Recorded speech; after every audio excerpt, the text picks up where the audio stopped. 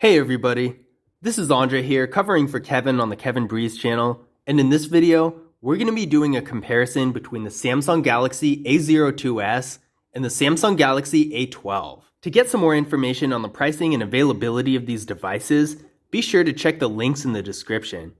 These links will take you directly to the phones on Samsung's website, where a lot of the time, they run some great trade-in deals that you might not be able to find anywhere else. That being said, let's get started. So the Samsung Galaxy A02s has a 6.5-inch PLS IPS LCD display with a resolution of 720p, a PPI of 270, an aspect ratio of 20:9, and a screen-to-body ratio of 81.8%. The Samsung Galaxy A12 has a 6.5-inch PLS IPS LCD display as well, with a resolution of 720p, a PPI of 264, an aspect ratio of 20:9, and a screen-to-body ratio of 85.5%.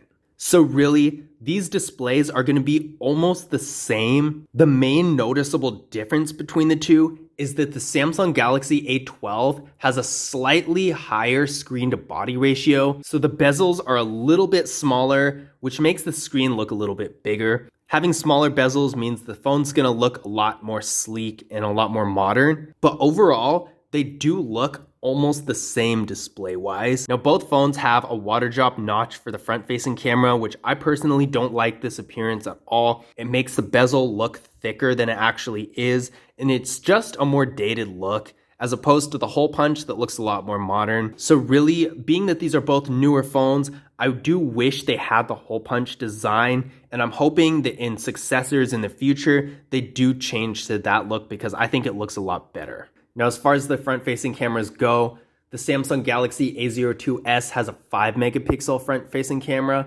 whereas the front-facing camera for the Samsung Galaxy A12 is 8 megapixels. Now, the Samsung Galaxy A02s has 64 gigabytes of internal storage with microSD card expansion, and the same goes for the Samsung Galaxy A12. Now, this is definitely a good amount of internal storage, especially compared to some other entry-level smartphones. A lot of them only have 32 gigabytes of internal storage, which in my opinion is definitely not enough. I would say 64 gigabytes isn't amazing. I would consider it more of a minimum, but the fact that both devices have that instead of 32 is pretty good. To give you an idea of what this looks like, right now, both phones have stuff that you would normally use on a daily basis downloaded onto them, including the system and basic apps, and it's really not taking up more than 30% of the storage on either of these phones. Definitely a decent amount of space. If you're taking a lot of photos and videos, or if you have a lot of apps or larger things like games, then you might need to use the microSD card to expand the storage on these phones, but for basic use, it is pretty good. Now, neither of these phones have wireless charging, but the Samsung Galaxy A12 does have a fingerprint scanner. Now, the Samsung Galaxy A02s doesn't have a fingerprint scanner, which is unfortunate, but it does have Face Unlock, which is a nice alternative. In the case of the Samsung Galaxy A12, it does have a fingerprint scanner right here on the power button, which I think is great. This is my favorite location for a fingerprint scanner, and also it works very well. Let's try it out. So right now the phone is locked, and here we go. Let's try it one more time.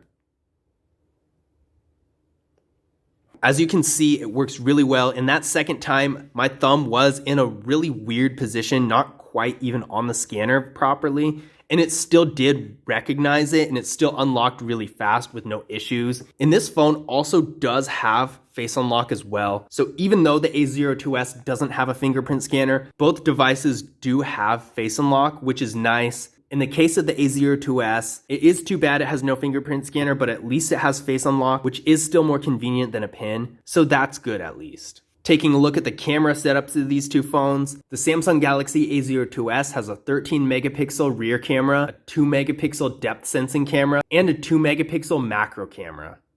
The Samsung Galaxy A12 has a 48 megapixel rear camera, a 5 megapixel ultra wide camera, a 2 megapixel depth sensing camera, and a 2 megapixel macro camera. So definitely on paper, the Samsung Galaxy A12 does have a better camera. Not only does it have an ultra wide camera that the Samsung Galaxy A02s doesn't have, but it also has a much higher megapixel rear camera as well. So let's see how these cameras actually look. Starting with the Samsung Galaxy A12, the image is definitely good, it's decently crisp, and the colors are balanced well. It's nothing too special. It definitely doesn't have the feel of those high-end flagship phones, but I would say it's pretty usable. So far, it doesn't have any problems with exposure, and I would say overall it does look decent. The ultra-wide mode is really nice. It's a little bit blurry when you go into ultra-wide, but at the same time, a lot of entry-level smartphones that have ultra-wide cameras do have some sort of distortion. Sometimes the outer part of the image is a little bit warped, but you don't see that with this camera really. The only drawback is it is a little bit blurry, but it's really not that bad. Now, checking out the macro mode, you can see those close-up details there. It's not really that impressive. The image isn't really as crisp as I would expect a macro camera to be, and there's a little bit of a glare on the outer edge, but that might be the angle in the specific lighting of this image. Other than that, the colors are pretty well balanced and it looks decent. This is the front-facing camera for the Samsung Galaxy A12. It does look pretty good. The image isn't quite the best.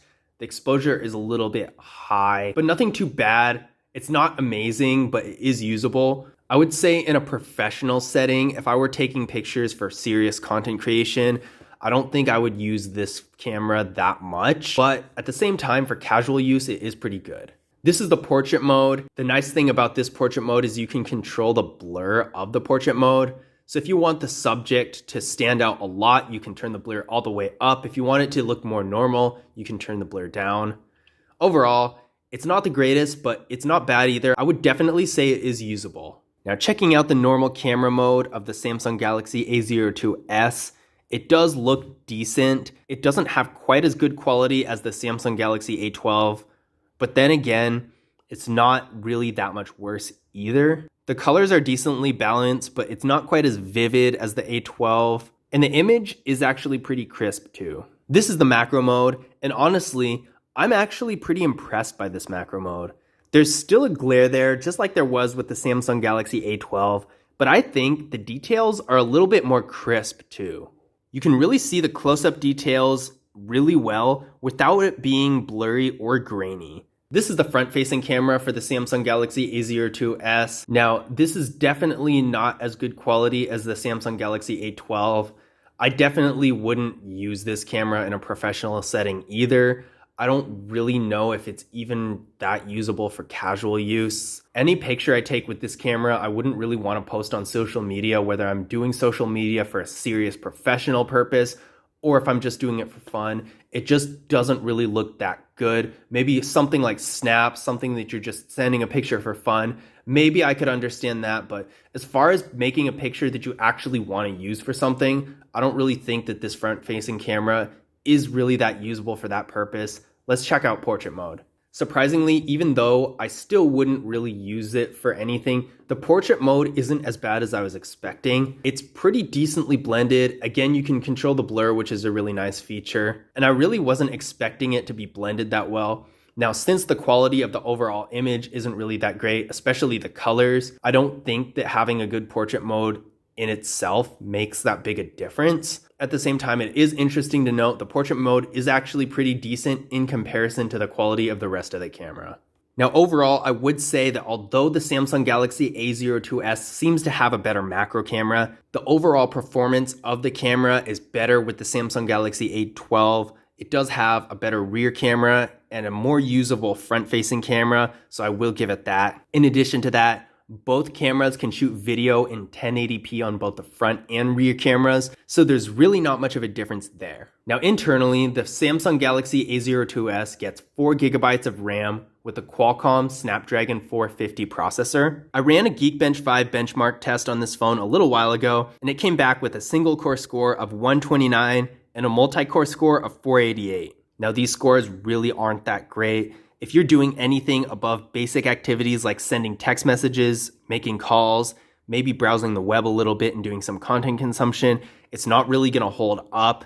It's definitely not going to handle things like gaming that require higher amounts of processing, so that's something to keep in mind. Now, the Samsung Galaxy A12 also gets 4 GB of RAM, and it has the MediaTek Helio P35 processor. I ran a Geekbench 5 benchmark test on this phone as well. It came back with a single core score of 169 and a multi-core score of 965. So again, anything that much over basic activities is not going to go too well with either of these phones, but really, the Samsung Galaxy A12 has significantly higher processing power than the Samsung Galaxy A02s. If you're doing a little bit more moderate activities like higher levels of video streaming and that sort of content consumption, and maybe some photo editing and that sort of stuff as well, and maybe some light gaming, like a really simple game that doesn't take up a whole lot of processing power, then the Samsung Galaxy A12 would probably work out for you. But if you're doing those activities with the Samsung Galaxy A02s, then you're most likely going to have a little bit of trouble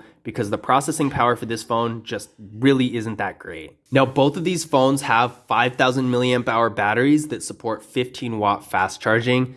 And this is some great battery power. It's going to give you a lot of life, and the fast charging is really nice because you'll be able to charge the battery faster. Now, in conclusion, which one of these is the better phone? I would definitely say specs-wise and everything else, the Samsung Galaxy A12 is going to have much higher capabilities than the Samsung Galaxy A02s.